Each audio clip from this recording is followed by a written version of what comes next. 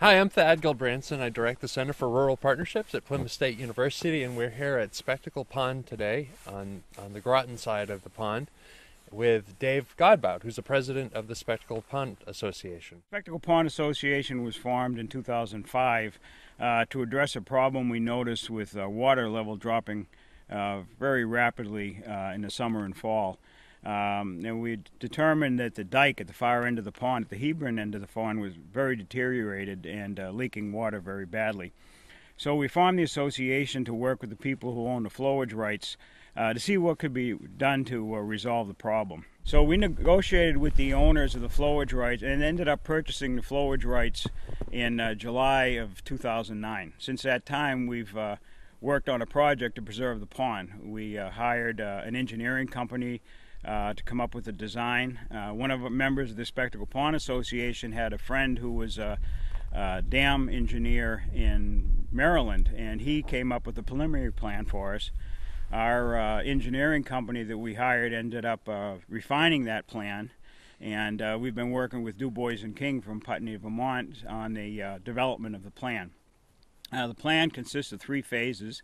The first phase was to install a spillway down here in that little cove on the right-hand side, and that would actually work as a check valve. When the water level gets up to a certain point, the water would flow through this spillway. The second phase of the project is to put a cap on the dam, because the DES requires 1 foot of freeboard at the dam during a 100-year flood. So the dam doesn't have enough height to maintain that foot of freeboard, so the second phase of the project is to put a cap across that dam. The last phase of the project would repair the dike, which is way at the far end of the pond. The dike is 150 feet long. It was constructed in the 1840s by some loggers, and it's very, very deteriorated.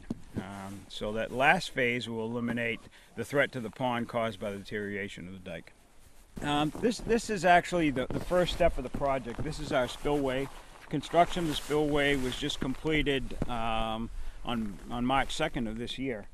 And the function of the spillway is to act as a safety valve for the water level of the pond. The water level gets up to a certain level and it flows down through these stones and down to a natural outlet of the pond.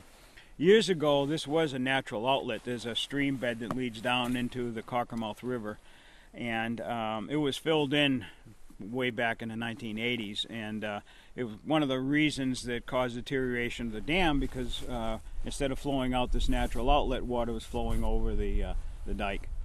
And so this is restoring a natural outlet to the pond, and this is the first step in the preservation project. When our students came out to work with you, it created a really nice educational opportunity for them. They were able to have a real-world experience to sort of put the things that they'd learned at Plymouth State into action, and so we appreciate that you included them in this project as well. We appreciate the tremendous help they were. We didn't really know what to expect when we first got involved with Plymouth State University, and we were just amazed at the outstanding job the students did, how much time they put into this. They went into a lot of detail. They had maps. They just did an outstanding job, and it was extremely helpful to us. Another thing that's really impressed me about the situation here at Spectacle Pond is it seems to me that there are multiple generations of families who have been here, right? And there's been quite a community that's developed around the pond. Well, that's one of the interesting things about the Spectacle Pond Association and the project. We knew the people on the pond enough to wave and say hi and maybe a brief conversation, but this has brought everybody together. I mean, we've worked very closely together now for the past few years, and we've become real friends. It brought us closer to the Circle Camp program, more of an understanding of what they're doing, how they're trying to benefit the girls. We're working very closely with Kathy Kearns, and it brought us closer to the communities. We know the people in the towns of Groton and Hebron. We know the selectmen, the conservation commissions, and so on. So I think it's really brought the community closer together.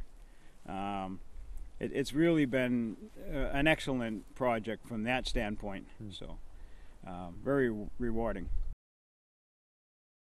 This is the second phase of the reconstruction project. And the reason why we need to deal with the dam is because the DES is requiring us to have 1 foot of freeboard during the 100-year flood. Originally, Spectacle Pond was 2 small ponds, and back in the 1800s, about 1840 I believe it was, some creative loggers decided to raise the water level of the dam, or the pond, so that they could put a grist mill and sawmill downstream from the dam here. And so they built this dam and they built a dike to raise the water level of the pond so they could float logs down here to the mill, and so they'd have enough water to run their sawmill all year long. So what happened over the years is the dike has become very deteriorated because trees were allowed to grow on it, and there was flooding, and it's gradually deteriorated, so it's lowered the water level of the pond drastically in the fall. And we can see that if it keeps going as it is, in a few years there won't be any pond left. It'll just drain down into 2 small ponds again. That would really have an impact on recreation. Fish and Game probably wouldn't stock the pond anymore because it wouldn't be able to support the trout. It would eliminate people canoeing and kayaking and a lot of other recreational activities that occur in the pond. The other problem we have, as I said earlier, is we have a problem with water in the springtime. It doesn't have the discharge capacity, so water overflows the dam in the springtime, potentially causing damage to the house downstream. So we have 2 separate problems: too much water in the spring and too little water in the fall. Now, there were some interesting things that were going on here after the hurricane of 1938. Well, actually what they did is after the hurricane, there was a lot of trees down all along the shores of the pond, and they ended up cutting all the trees that had fallen down and threw them into the pond to prevent insects from boring into the logs and ruining the wood. So they ended up storing the logs in the pond here, and then they set up a portable sawmill down here at the boat launch, and over the next year or 2 they cut up the logs that are in the pond. And in fact, if you kayak or canoe on a clear sunny day, you can see some of the logs are still down at the bottom of the pond. When the water flows out of Spectacle Pond here, where does it go from here? The water flows down into the Cockermouth River and eventually into Newfound Lake. Basically this is part of the Newfound Lake watershed. So when the water is very high in the spring, it can potentially cause some problems. They've had some problems with flooding down there. So putting the cap on this and installing the spillway eliminates that threat, and it meets the 100-year flood requirement. Our plan is to have construction equipment in here in either April or May to do the dam cap. What we're going to do is put a little concrete wall about 40 feet long on top of the dam here. Unfortunately, with all the snow, you can't see the dam. We have a quote from the contractor, and we're just waiting on the permit from the Dam Bureau, which we should have this week. And that's likely to happen in 2011? Yes. Oh, Yeah, that should happen within a few weeks. This dike was built by the loggers in the 1840s, along with another dam that's since been replaced by the concrete dam. But this is about 150 feet long, built of stones. And over the years, large pine trees were allowed to grow on the dike here. And back in the 80s, they cut down the trees because they were worried the windstorms would knock over the trees and, destroy the dike. Yeah. Well, what happened is all the roots were down between the stones, and the roots have rotted away, and water is running through the dike. And the problem was worse because of the frequent flooding we have of water overtopping the dike. So it's in very bad shape. And water level actually drops about 1 inch a day in the summertime until it gets so low that it's below the level of the dike, and then the leaking stops or is much reduced. So this is the final phase of the project. This is the most expensive part of the project. Capping the dam and constructing the spillway satisfies the DES letter of deficiency. So once we get those 2 projects done, then we don't have to worry about the short-term threat of the DES breaching the dam. And we expect to have the dam capped early this spring, so that it will satisfy the letter of deficiency. And we're hoping, if we can raise enough money, to reconstruct this dike this fall, probably in October. So the neat part about this is reconstructing the dike will actually allow us to pass 250% of the 100-year flood requirement. All So right. it'll be designed to be overtopped, and it'll be low enough so it'll act as a secondary spillway.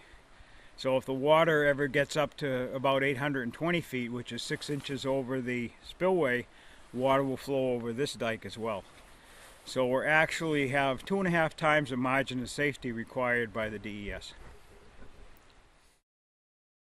Were there some of the key findings from the report that our students did that were particularly helpful to you? Well, I think one of the most important findings was that they developed a map that showed what the pond would look like if the dam was breached. And it actually showed the shoreline, and it showed how it would return back to 2 small ponds. And I think that was an eye-opener.